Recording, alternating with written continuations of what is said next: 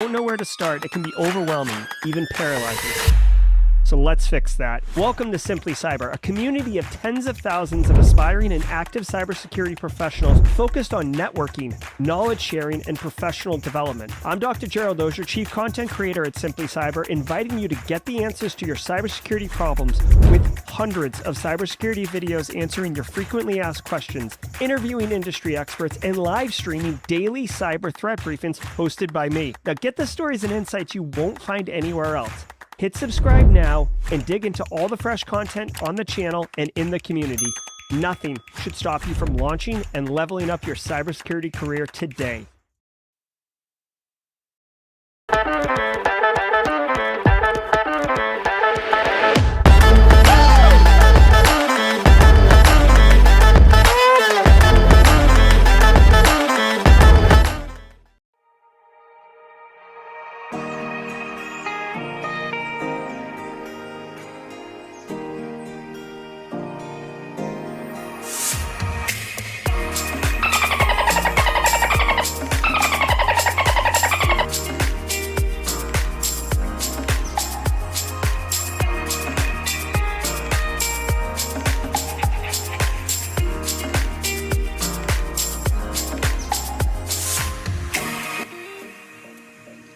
Good morning, good afternoon, good evening. Thank you so much to everybody who is joining us today at 10:30 Eastern Standard Time, or 10:30 a.m. Eastern Standard Time. My name is Eric Taylor. I'm the Chief Forensic Operator and owner here at Barricade Cyber Solutions.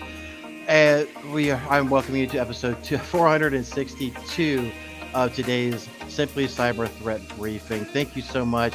Again, before we get started, everybody, I do want to say apologies to everybody. We had we can't always say clients, right, or the client's name right like that, but we had a bit of an issue with one of our cases that we're working on that required, all hands on deck, and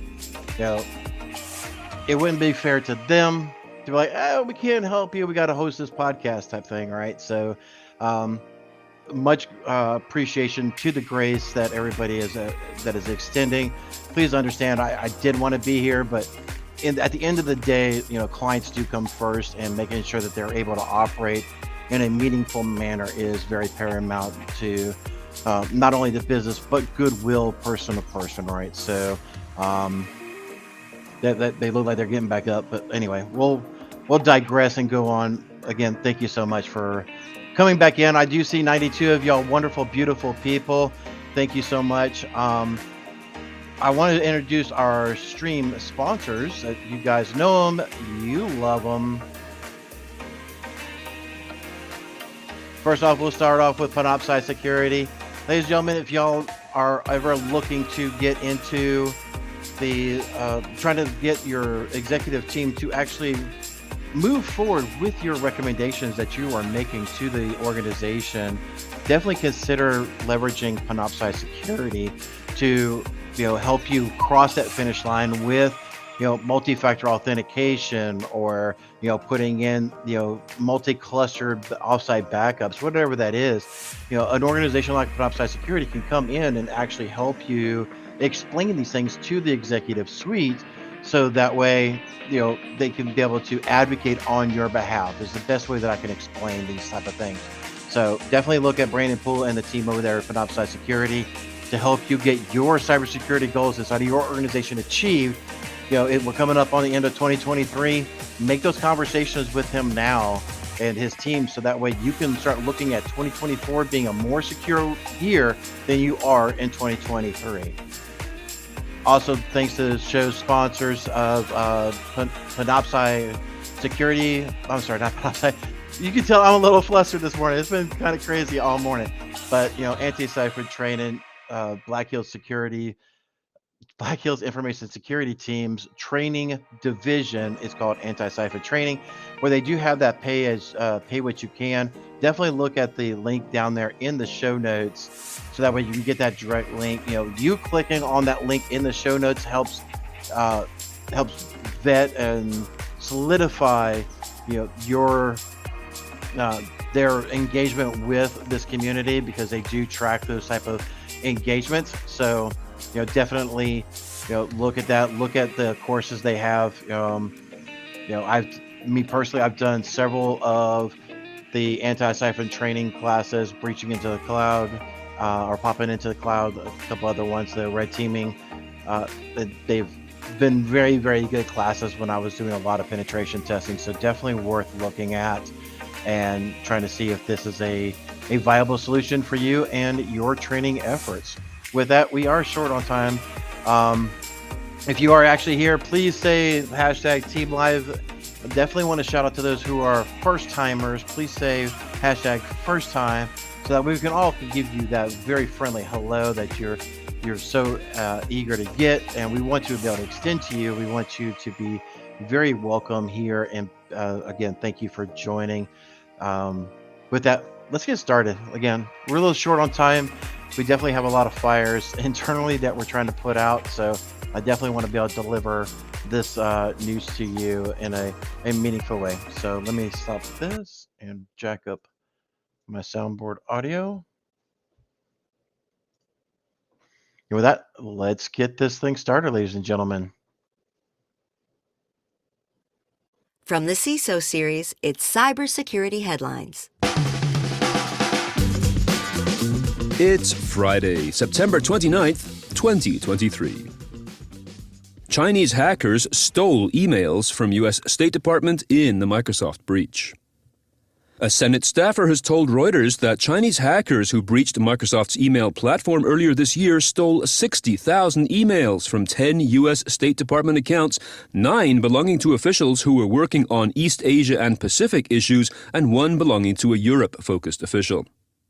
The hackers also, quote, obtained a list containing all of the department's emails, end quote.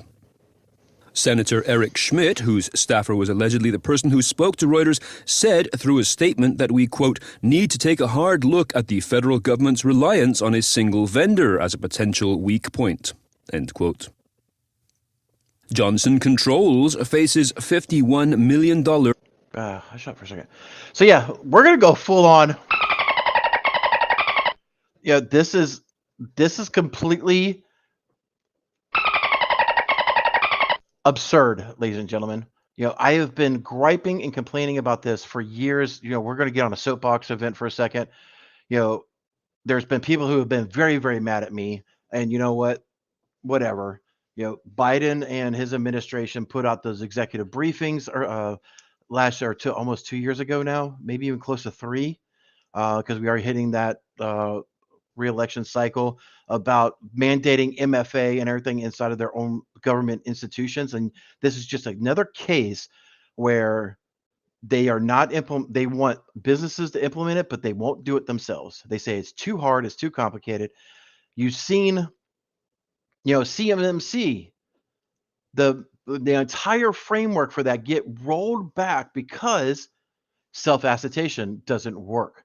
It doesn't. I can easily say, yes, we are doing all the cybersecurity measures that you are recommending, Mr. or Mrs. Government official, and you're not really doing it. And they were complaining because they were saying, oh, it's going to take too much time. It's going to take too much energy to get these things stood up and be able to do these things. Now, I call complete and utter.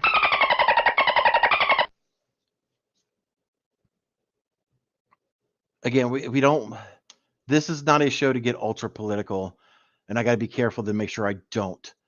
But when we as a country and as InfoSec and cybersecurity professionals are trying to make our environments stronger and more secure from an outside threat,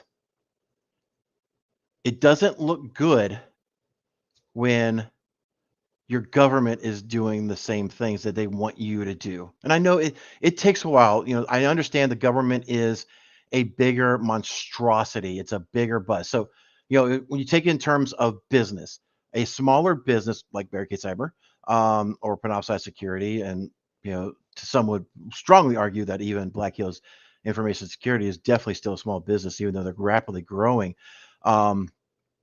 It's easier for a smaller business to pivot. It's like driving a a Fiat versus, a train of Mack trucks. Comparison wise, it's harder to turn that entire freight train of Mack trucks around, aka the U.S. government, than it is a couple small Fiats, that can do 360s on a dime. So, I understand that comparison and that analogy, but it's like, okay, I mowed my yard and I trimmed it up and, trying to increase a curb appeal, but you haven't pressure washed your house in the like past 20 years, and it looks like mold is about to grow all over, and you got vines everywhere, right? So it's kind of that same analogy, right? You're polishing up one side, but you're not taking care of the rest of your infrastructure, and this thing really, really drives me nuts. So I think if last note, I do think it's going to take us, general public, infosec and security folks, to be more public against not only internally but externally of our organizations, right? And I know there's a lot of good podcasts and stuff like that. I don't know what it looks like to be more public about, demanding others to uphold, um, their security posture without doing the whole name and shit. I'm not trying to do all that. I'm not, I don't want to say, wow, look at this business over here. They're not doing it. Look, I mean, that there's always problems, right? Cybersecurity is never perfect by any means. But in this article that they stated, they're like, oh, well, maybe we could reconsider you not using one vendor. Come on, really? It's too many eggs in one basket, right? So anyway, we'll carry on.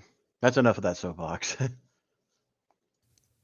Johnson Controls faces $51 million ransomware demand. The multinational company that secures industrial control systems, security equipment, fire safety, and air conditioning systems is now the latest victim of a cyber attack that shut down parts of its IT systems and encrypted data. According to Bitdefender, quote, the Dark Angels ransomware group has claimed responsibility for the attack and claims to have exfiltrated over 25 terabits of data from the company. If the ransom is not paid, they threaten to publish the data on a leak site. Graham Cluley, however, points out that Dark Angels, quote, may have bitten off more than they can chew, end quote, with this attack, since many of Johnson Controls' customers use their technology to secure state and federal buildings, as well as critical infrastructure. This means, he says, the attack and potential exfiltration and publication of highly sensitive data could be considered a risk to national security. Yeah, so this one's another bad situation, right? So we've been seeing this one. So Dark Angels team is very new on the scene. They only came on at least our radar about 2 weeks ago, I think. So, and they've only got a couple of people that at the time I checked them, they only had a couple of people that were named on there, that was accredited to them from self claiming these things. So that's a lot of data exfil. I'm really surprised that didn't set off some alerts, but I digress a little bit on that one. This is just not good for Johnson Controls by any means. So hopefully there's some good negotiators at play here that's working through this situation, and they could be able to at least keep some of their IP, intellectual property, off the dark web and be able to do what they need to do. But yeah, it's definitely not a good day. I'll just say, we are now heading into the holiday season, ladies and gentlemen. Please be more mindful of your environments. They are definitely more subject now due to the holidays than they ever have been. The European nations are definitely coming out of holidays, and while they do still have a conflict over there, we are seeing a lot of increased attacks. right? So we're seeing a lot more. We're seeing more traffic through our Google AdWords to our landing pages in this past 2 weeks than we have seen in about 3 or 4 months. So that clearly shows that there is more folks that either one doing more research or more folks are actually getting impacted by these type of events. So I think to the latter, because it is coming up on holiday season. So please be mindful. Shout out and plug to Panoptcy security again, right? So if you've been trying to get that cybersecurity thing done, you may want to talk to them. You're again coming up on the holidays. Google fixes year's 5th Chrome zero-day. This zero-day flaw, tracked as CVE 2023-5217, is a, quote, high-severity heap buffer overflow that affects VP8 encoding in libvpx, end quote. Researcher Clément Lessine from Google's threat analysis group discovered the flaw on September 25th. Maddie Stone, also from Google's tag group, confirms that the issue was addressed and fixed within 2 days, and also confirmed that there has been, quote, exploitation by a commercial spyware vendor, end quote. That's not good. So yeah, data exfiltration is never good, but I know Google is having a lot of problems. Apple is, we use a hybrid of Google and Apple devices, because we always got to make sure that we're up to date on what our clients and potential prospects are potentially using inside of their infrastructure. And there's been a lot of updates. Apple just released their 17.0 ISO, or their 17.0 version, and that thing's already had 2, maybe 3 updates. Google's definitely had some problems, but the one thing you always got to remember in this, ladies and gentlemen, yes, this is a serious issue. There was a flaw. Google's clearly knows the TTPs and been able to go back and say, hey, we've seen data exfiltration because of this. So in hindsight, when you take a look at it from a 30,000-foot view, you always want to make sure that you are partnering with businesses that will support you and will be honest as much as possible with you on certainly a lot of these things. And hats off to Google. They used to have the mantra of do no evil or do no harm, and it seems like they've gotten away from that a pretty good bit over the past couple of years. But seriously, hats off to Google for quickly patching and deploying these patches. And I know Google's got a little bit of problems with their internal ecosystem. So like, for those who don't know, if you have an Android phone, if you have a Google Pixel, then you're going to get these updates right away. However, if you have an LG, a Samsung, or whatever, Google will push it to that manufacturer. They got to put it through their version of the the Android platform for that device. So make sure it works and then push it out. So if you have one of those off-brand, if you will, Android devices, you're going to be looking at, like, if memory serves me well, I haven't actually tracked it, but when I was a heavy Android user, it would be about 2 weeks to a month before you would get that security update from Samsung, LG, or any of those other third-party Android developers for your specific model. So, just be aware of that. See if this particular CVE does apply to you, and apparently Google definitely knows how to. Let's just pull this up. We got a few moments here. Be quiet, Ad. Go away. Heap overflow. Yep. For free and extensions. Okay.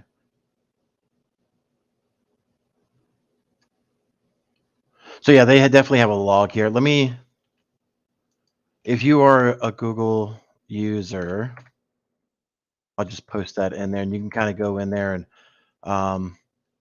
dig that up. But yeah, definitely keep an eye on it. Oh yeah, we're going to talk about iOS in the next topic. But yeah, let's talk about that and we'll kind of catch up. Cisco warns of iOS zero-day exploitation attempts. The company has announced that patches are available for a medium severity flaw in iOS and iOS XE software tracked as CVE 2023-20109. This flaw affects the group encrypted transport VPN feature of iOS and iOS XE. Successful exploitation requires valid credentials and administrative control over a group member or a key server.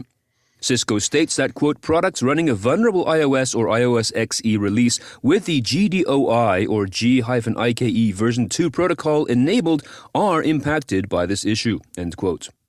There are no workarounds, so the patch is strongly recommended, especially since Cisco has observed exploitation attempts in the wild. Yeah, this thing definitely came up on our radar yesterday. So on this one and the Google. You gotta patch it. That's right. You gotta patch it.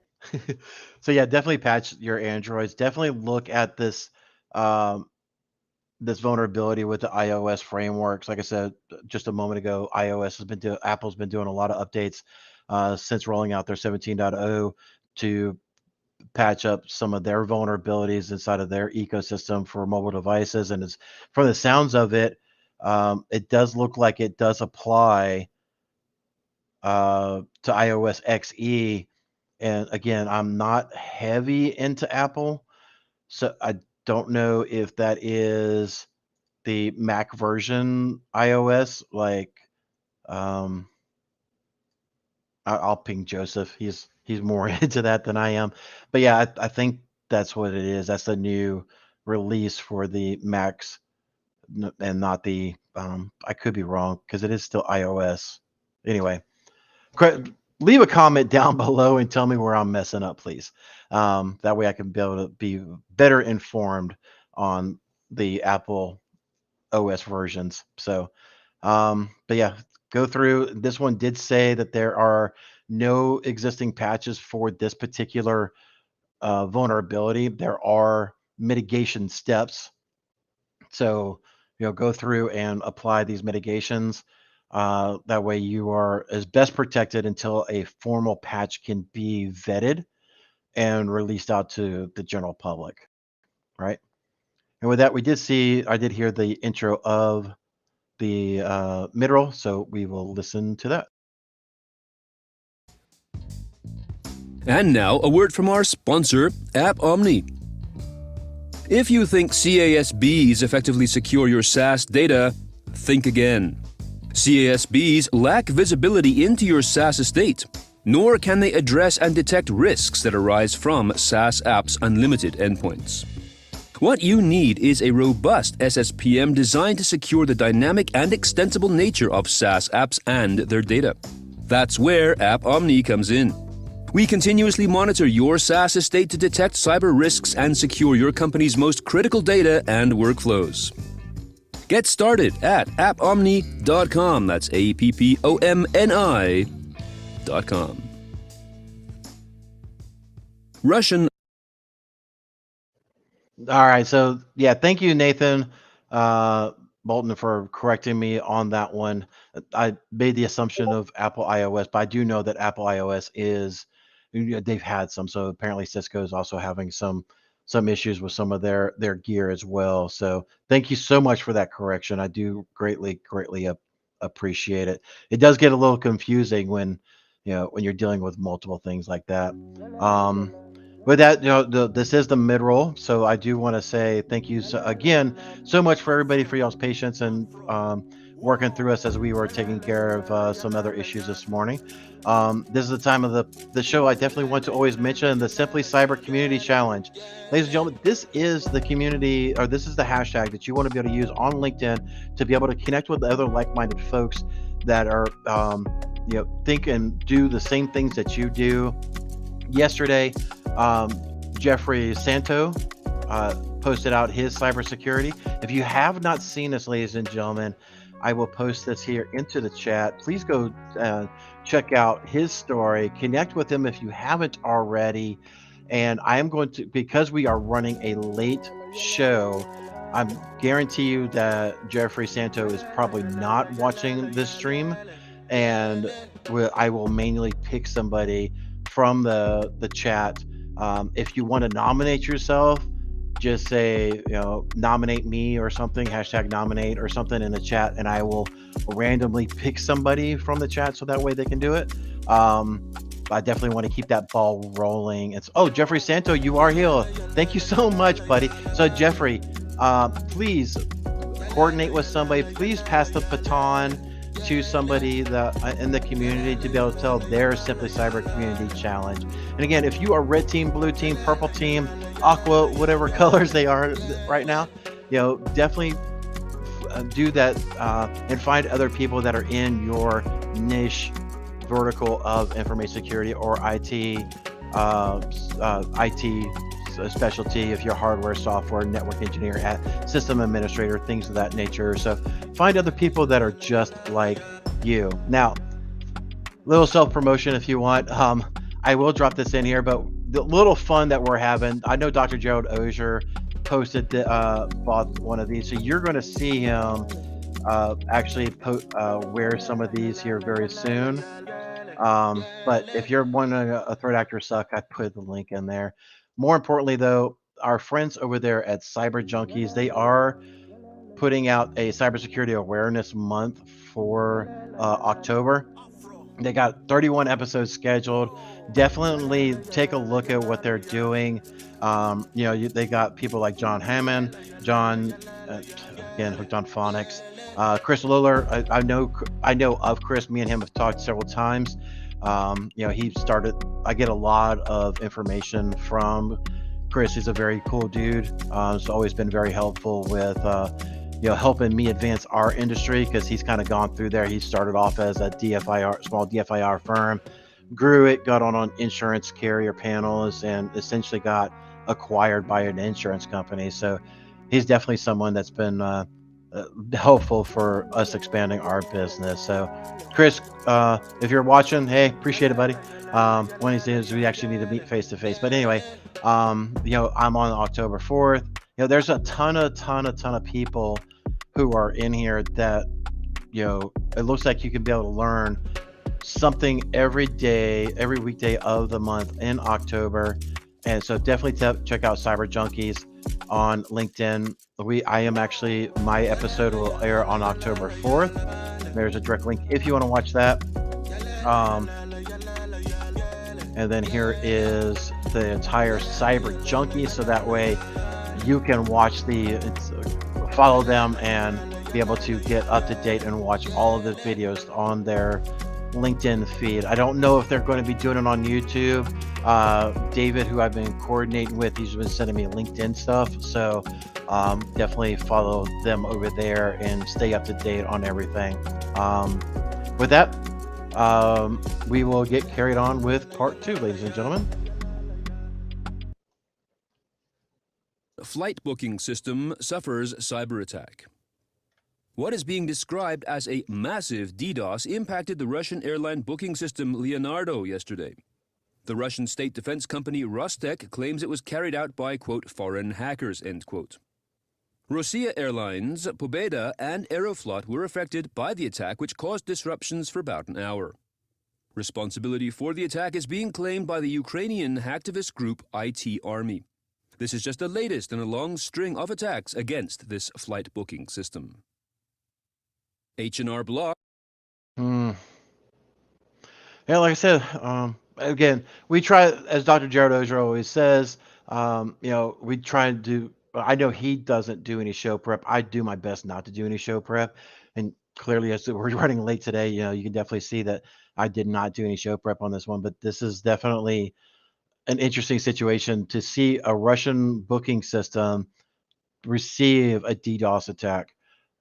So, clearly shots fired. There's always been, speculation, a lot of speculation, I should say, around, where a lot of these threat actors potentially come from, things of that nature, and being able to ascertain where, Dark Angel's coming from, and Lockbit and Black Hat and just all these other folks, right? So to actually have a Russian system taken down for this is pretty cool to some degree.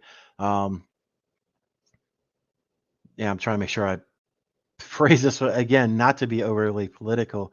So I assume this is going to be by Ukraine that may have, did the whole quote unquote hack back, because they are going back and forth a lot. So keep an eye on that as if that's an interest. It's one of those things like you guys are over there fighting amongst yourselves. We're going to be over here securing our networks, please. So Google and Meta face RICO class action data privacy lawsuit. oh boy. This case alleges that the tax preparation firm H&R Block worked with Meta and Google to, quote, embed spyware on its website to make money from scraped tax return data, end quote. The suit alleges that this should, quote, be considered a pattern of racketeering on a massive scale, end quote, which is why it is being filed under the Racketeer Influenced and Corrupt Organizations Act, otherwise known as RICO. This is usually applied to cases dealing with organized crime. A statement from Google confirms that it has strict policies around collection of data and noted that, quote, site owners, as opposed to Google, control what information they collect, end quote. I'm going to call that last line, I'm going to call a big, massive.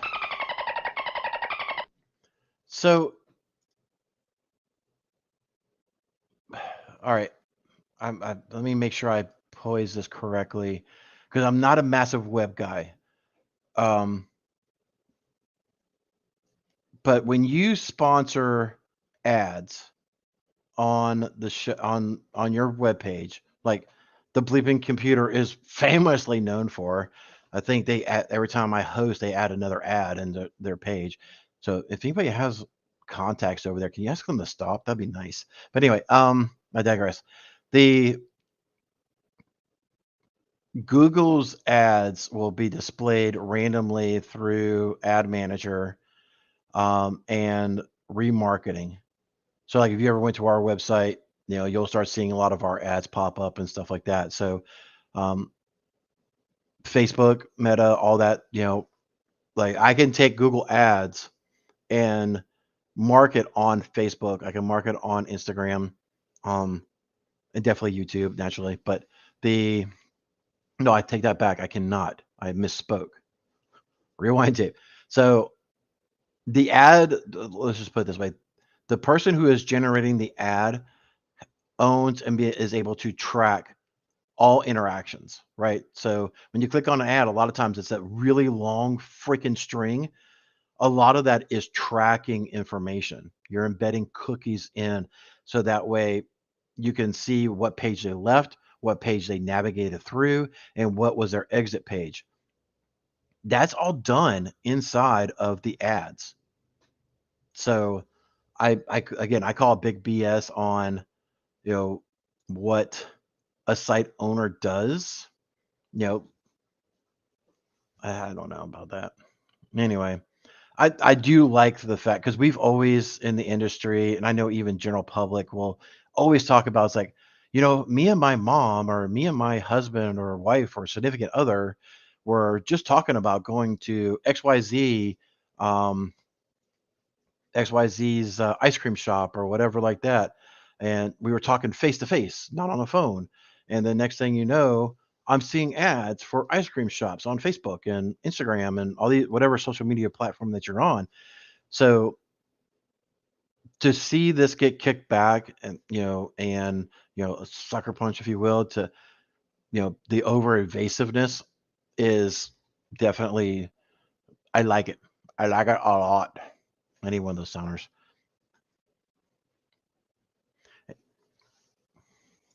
CISA launches new public cyber safety campaign. As part of its new cybersecurity awareness program, the agency has released a 60-second public service announcement aimed at the general public in an effort to get people to adopt basic cybersecurity habits. Here comes The topics soapbox. include creating strong passwords, using a password manager, enabling MFA, and recognizing and reporting phishing and updating software. It also points to a website offering further information, tip sheets, and infographics. Links to this website and to the ad itself are available in the show notes to this episode. Folks, please forgive me. Because this is a big problem. No offense to Jen Easterly, no offense to CISA. But has anybody here actually gone to CISA's recommendations for every year for Cybersecurity Month? Honestly, have you? If you haven't, go there, check it out. Then go into Google's time machine and go back year after year after year after year. You want to know what you're going to find? The same darn thing every year. It's regurgitated. New graphics. Please put in MFA. Please use strong password. Please use a strong password or please use a password manager. At some point in time, we need to get back to the basics of cybersecurity. Right? We're getting ready to hit Cybersecurity Month in October. And I guarantee you 99% of the freaking out there is all going to be marketing based stuff. Sign up for our sign up here to get cybersecurity tips and all this other crap. And I'm so freaking over it. I really, really am. Like, when are we as an industry, like I talked about earlier, going to get back and be more vocal to other businesses in our neighborhood, in our local community, and have open conversations about making everybody in your town more secure? You know, that's actually a good thing. Maybe a way. I was mentioning a minute ago how I didn't know how we, as InfoSec and cybersecurity professionals, can do this.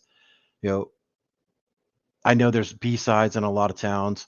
Maybe that's an avenue to do. Start those type of meetups there, and then take them, quarterly or whatever. Signing NDAs from business owners to business owners and CISOs and CTIOs and all these three-letter acronyms amongst each other, and have open conversations. Hey, I'm really struggling with name your MFA product, integrating with name external product.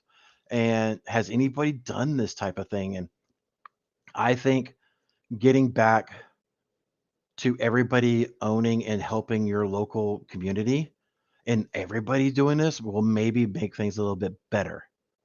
Maybe that's the way we do it. Just throwing it out as a food for thought. But I freaking hate October. I really do. Because it's the same regurgitated crap.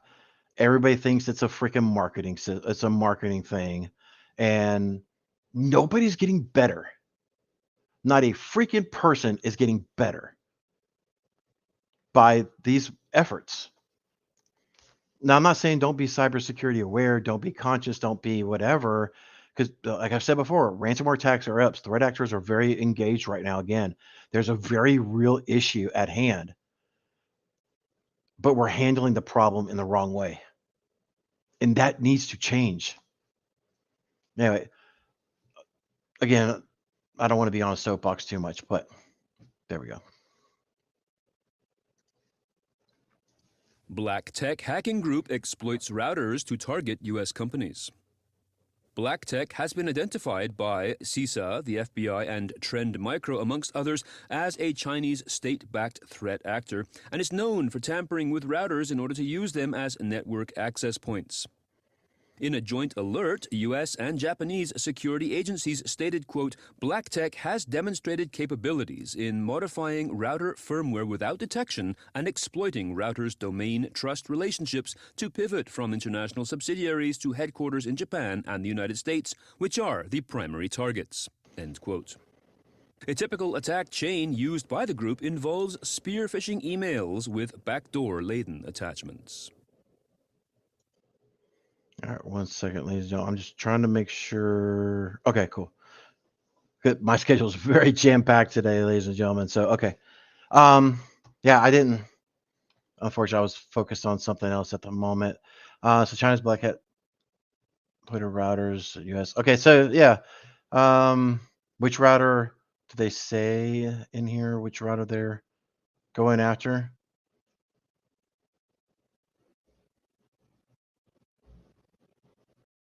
Bear with me as I read this. Oh, router's VPN issue or VPN feature.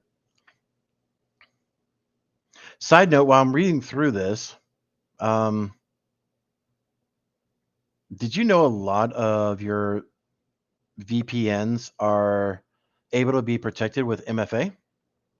Oh, thanks, chat. Cisco. So yeah, so another Cisco issue, but I definitely know Cisco has the ability. I don't know on their